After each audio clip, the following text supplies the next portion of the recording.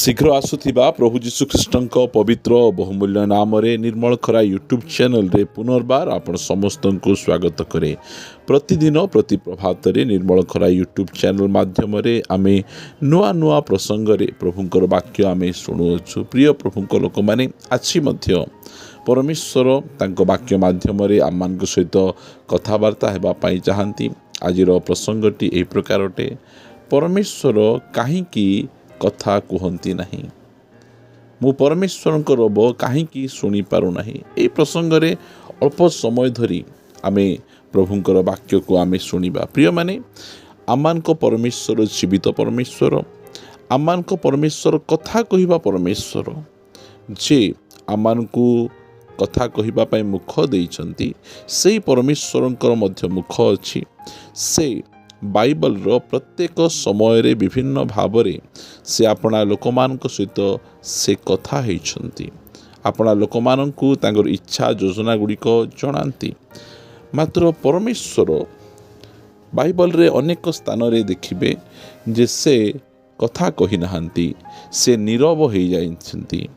परमेश्वर काहे की कथा हुअंती नहीं, ए विषय रे मु आपण मान कहिबा पई चाहे। गोटे वाक्य पढ़िबा, आदि पुस्तक 16 अध्याय 16 पद। अब्राहम कर 86 वर्ष बयस रे हागार अब्राहम को निमंते इस्माइल को प्रसव कले। जो समय रे अब्राहम को 86 वर्ष होइतिला, 86 ईयर होइतिला, सेई समय रे तांकर दासी बा सारांकर दासी हागार अब्राहम को निमंते गोटे छुआ को जन्म कले, इस्माइल। आम 17 अध्याय जदि 1 पद पढ़िबा, अब्राहम कर 49 वर्ष बयस रे सदाप्रभु तांकु दर्शन देई कहिले। जो समय रे अब्राहम को 86 ईयर होइतिला, से समय प्रभु कथा कहितिले। आ 17 अध्याय 1 पद देखुचु तांकु 49 वर्ष होइतिला, से समय रे परमेश्वर तांकु कथा कहउछंती। एते वर्ष 13 वर्ष परमेश्वर अब्राहम को सहित कथा बा विषय रे बाइबल रे लेखा नहीं। कहीं परमेश्वर 13 वर्ष धरी अब्राहम को सहित कथबार्ता हेले नहीं। परमेश्वरंकर रब शुणी अब्राहम आपणार सर्वस्व को परित्याग करी, अपना देश, अपना पितामाता, ज्ञाति कुटुंब समस्त को परित्याग करी से क्यों देश को जाउछंती ताहा न जानी सुधा से परमेश्वरंकर रब शुणी, परमेश्वरंकर कथा शुणी, परमेश्वरंकर प्रतिज्ञा को धरी से बाहरी आसिले। मात्र एबे 13 वर्ष धरी परमेश्वर अब्राहम को सहित कथबार्ता ही नहांती। कहीं परमेश्वर अब्राहम को कहितिले, आम्भे सारांक द्वारा तुमको गोटिए संतान देबा, आउ तुमे अनेक आकाशर तारा परी, समुद्रर बाली परी तुमर वंश हेब, यह कहिथिले। मात्र जो समय रे अब्राहम निज इच्छा अनुसार जीवन यापन कले, से निजर इच्छा रे निजर स्त्रींकर कथा शुणी निजर इच्छा रे से चलिबा को आरंभ कले। जो अब्राहम परमेश्वरंक इच्छा रे चलिबा को बाहरिले, आपणार सर्वस्व परित्याग करी प्रभुंक पछरे चालुछंती, सेई अब्राहम आछि निज स्त्रींकर कथारे सहमत होई। स्त्रींकर कथा मानिबा भूल मु कहू नहीं, मात्र परमेश्वरंकर प्रतिज्ञा को से पछरे पकई से निजर शक्ति रे निजर इच्छा रे से गोटे छुआ पाइबा को इच्छा कले। परमेश्वर केतेबेले कथा हुअंती नहीं। जो समय रे आमे निज इच्छा अनुसार आमे चालू, परमेश्वर आमको जहाँ कहिथिबे से कथा को आमे न शुणी, आमे निज इच्छा अनुसार जीवन यापन करने को यदि आमे आरंभ करूँ, ताहले परमेश्वर आ आम सहित कथबार्ता हेबा बंद करदेबे। प्रिय प्रभुंक लोक माने आमाने निज इच्छा अनुसार बंचिबा नहीं। आम इच्छा अनुसार विवाह करिबा, इच्छा अनुसार जॉब करिबा, इच्छा अनुसार जो सब आमे करिबा, ताहले गड़बड़ हो जिबा समय रे प्रभु तुमे मते दया करी सहाय्य कर, तुमे मते मार्गदर्शन कर, से आमको से प्रकार करिबे नहीं। प्रिय माने परमेश्वरंकर इच्छा विरुद्ध रे निज इच्छा अनुसार जदि आम जीवन यापन करबा, आपण जेते बड़ धार्मिक व्यक्ति होंतु ना कहीं आपण जेड़े शक्तिशाली जेते पुराना व्यक्ति होंतु ना कहीं आपण जदि निज इच्छा अनुसार जीवन यापन करने को आरंभ करेंगे परमेश्वर कथा हबाटा बंद करदेवे। आम परमेश्वर कथा हबा परमेश्वर आम परमेश्वर मुख अच्छी से बाइबल विभिन्न व्यक्ति मान सहित विभिन्न समय से कथबार्ता होती। आज जो समय आम बाइबल पढ़ू बाइबल द्वारा परमेश्वर आम सहित कथा होती। चर्च रे गले मेसेज शुणा समय मेसेज द्वारा आम सहित कथबार्ता होती। क्यों समय गोटे गीत आम शुणुबू से गीत द्वारा आम सहित कथबार्ता होती। मात्र जो समय आम निज इच्छा अनुसार जीवन यापन करवा बाइबल पढ़ा मात्र परमेश्वर कथा हेबे नहीं। आम चर्च को जीवा संदेश गुड़िक शुणा परमेश्वर आम सहित कथबार्ता हेबे नहीं। आम अनेक चेष्टा आम कर मात्र परमेश्वर आम सहित कथबार्ता हेबे नहीं। प्रिय माने आम निज इच्छा अनुसार जदि आम जीवन यापन करवा ताहले आम परमेश्वर आमको कथा हबाटा बंद करदेवे। अब्राहम परमेश्वर जन विश्वस्त सेवक परमेश्वर को से न देखी क्यों देश को जाऊँगी ताहा न जानी से बाहरी आसिले से विश्वासी मानकर पिता। जो समय से निज इच्छा अनुसार से जीवन यापन करने को आरंभ कले परमेश्वर तांको सहित कथा हबाटा बंद करदेले। प्रिय माने आमे से प्रकार न करूँ। आम जीशुख्रीष्टों परी केवल पितांकर इच्छा प्रति समय जदि आम से प्रकार जीवन यापन करवा ताहले परमेश्वर आम सहित कथा हबाटा बंद करेंगे नहीं।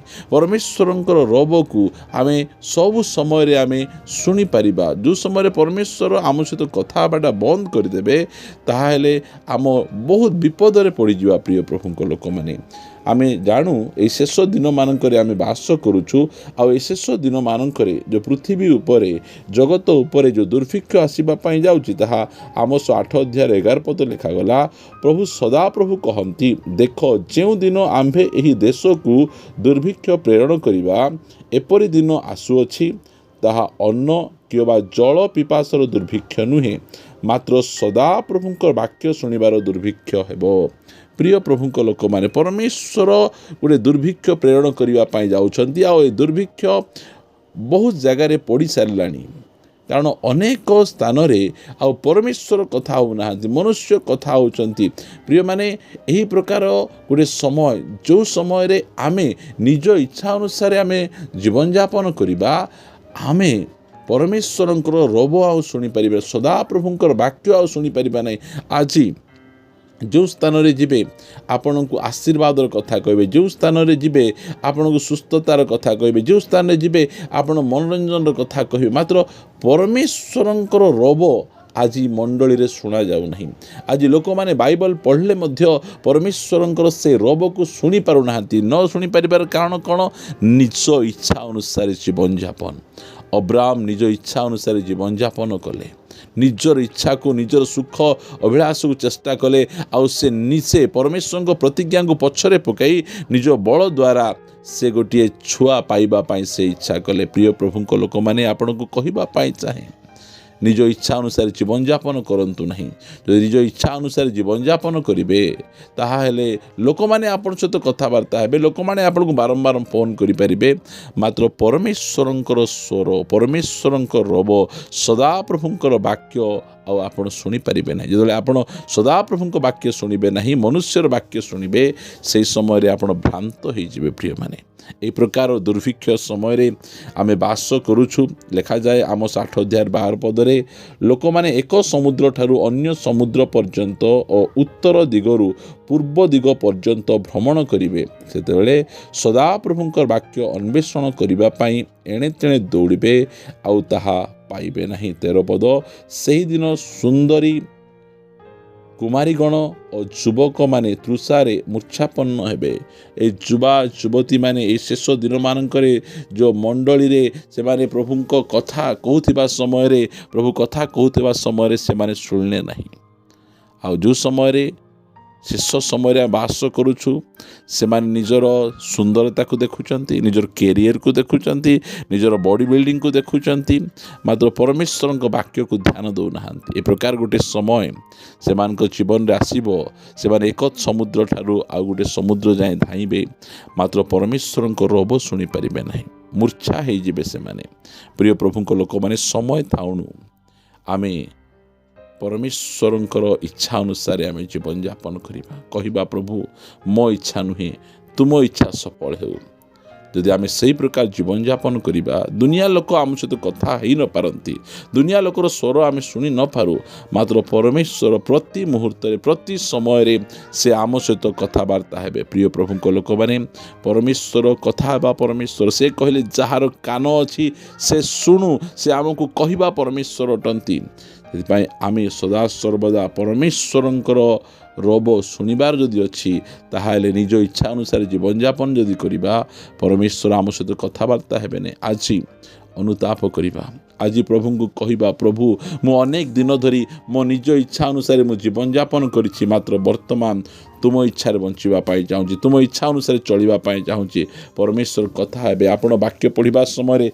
परमेश्वर कथा हे स्वप्न मध्यम परमेश्वर आपण सहित कथा हे गीत मध्यम परमेश्वर आपण सहित कथबार्ता हे प्रिय माने आम परमेश्वर कथा कहवा परमेश्वर से आपण सहित कथा हे आसतु पदे प्रार्थना करवा स्वर्गीय पिता आम अनेक थर प्रभु निज इच्छा अनुसार आम जीवन यापन करूँ मात्र प्रभु आम प्रार्थना करुँ आमर पाप गुड़िक को आम मानि नौचु स्वीकार करुँ आम तुम इच्छा अनुसार बंचापी चाहूँ जिते दिन आम निज इच्छा अनुसार बंचिलु दयाकोरी क्षमा कर वर्तमान आम तुम इच्छा अनुसार बंची प्रभु आपण जीवन को सजाड़ू आ सदा सर्वदा तुम रब को आम शुणिपारू तुम स्वर को शुणिपारू प्रभु तुम स्वर प्रभु आमको बल प्रदान करे तुम स्वर आमको शक्ति प्रदान करे मार्गदर्शन करे प्रभु प्रभु धन्यवाद राशा वाक्य दी कथा प्रार्थना प्रिय प्रभु यीशु नाम रे मागुअछि आमीन आमीन प्रेज द लॉर्ड प्रभु समस्त को प्रचुर भावे आशीर्वाद करंतु गॉड ब्लेस यू।